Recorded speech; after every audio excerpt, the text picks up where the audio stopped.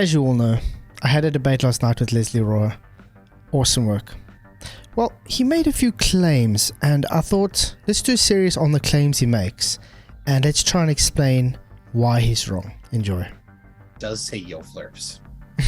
Yeah. Yes, it does. So I can read this out. Do you want me to actually put up the text?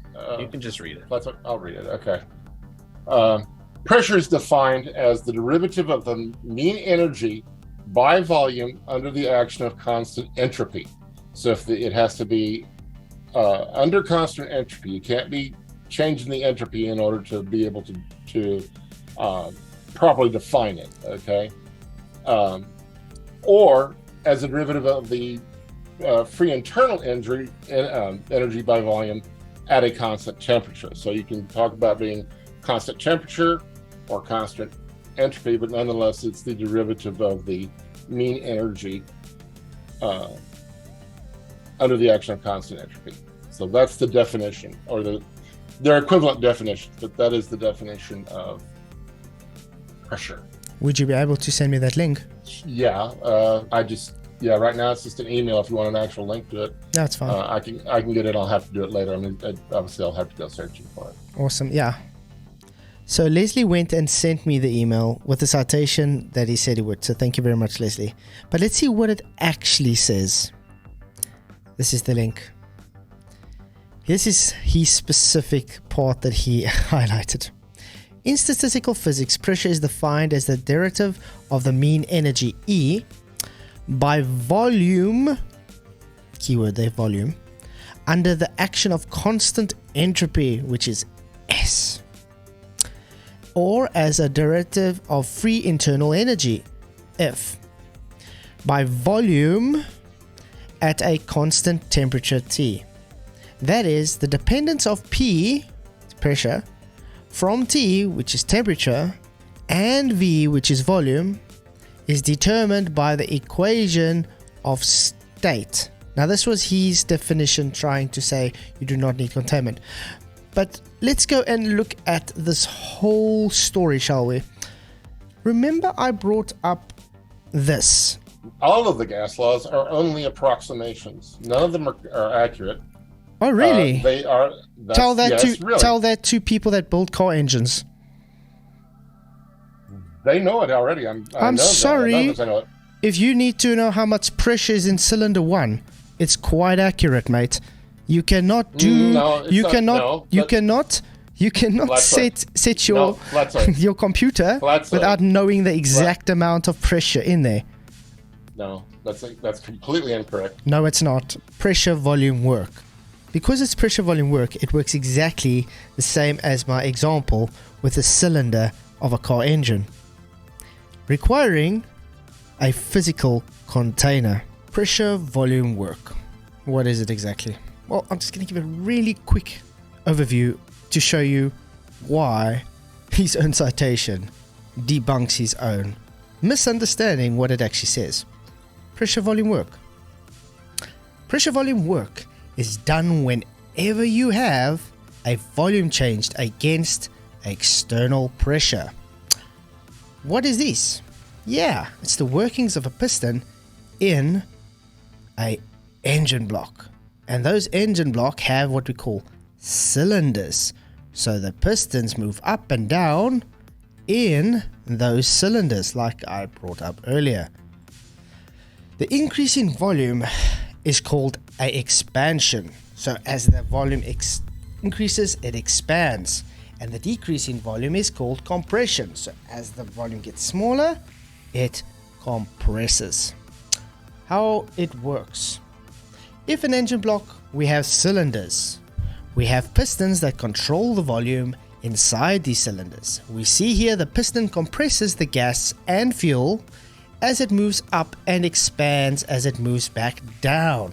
This shows the relationship of the work done in the cylinder relation to the volume. The combustion forces the piston to move the crankshaft, and thus is the work being done is that gives the energy for the car to move. We can work out the pressure volume work by figuring out the area of the cylinder. So that would require a boundary again, the cylinder boundary, which is area equals pi r squared. Now that's not enough information though, so we'll have to work out with the height. So we'll have the volume will equal the pi radius r squared with the height. That is how we know it has physical boundaries, Leslie. We can use this to calculate the work that is done by a process, which this entails just as short terms. We can define it as the work and the result acting through the distance, which is work equals a force by the distance. And because we work with gases, we will require it to be a pressure, which is the force over the area. Then again, making my point, your citation proves to have pressure, you require containment. It's the pressure exerted on the container walls. Well done, Leslie. An open system, the problem is you do not have containment for gas to be held down in it. So therefore you need the containment to have the gas pressure, because by definition of gas pressure, it needs to be exerting pressure on the container walls. Now if it's exerting pressure on the container wall, would be the surface, and it has elastic collisions and can only change direction with a collision. It will hit the surface and bounce off into the surrounding system, which would be space. Flatzoid, that's totally false. I read you the definition. There's nowhere in that definition about any surface whatsoever. Secondly, it is simply false that an elastic collision has anything to do with an elastic collision is not the only way to change the momentum of a particle. You change the momentum of a particle by applying a force. And it can be a collision between two objects. That's one force. It could be electrostatics. It can be magnetic forces. Magnetic forces can certainly be used to increase or decrease gas pressure if the particles are ionized. Which is a different phase. So it's a different phase. It's not gas anymore. No, it's not. No, it's not a different phase. Ionized gas is a different phase. No, it's not gas. Yes, it is. And by the No, way, it isn't. can you read this quickly? What does this say? What does that say for you? Force per area, but that's not a definition. Yes, it is. Okay, let's get another one for you. I gave you the definition. Can I get you another one? I've got all day, Probably mate. not, because Pressure. Probably not, because What is pressure? It's a force exerted on the substance per unit area on another substance. So that's physicality.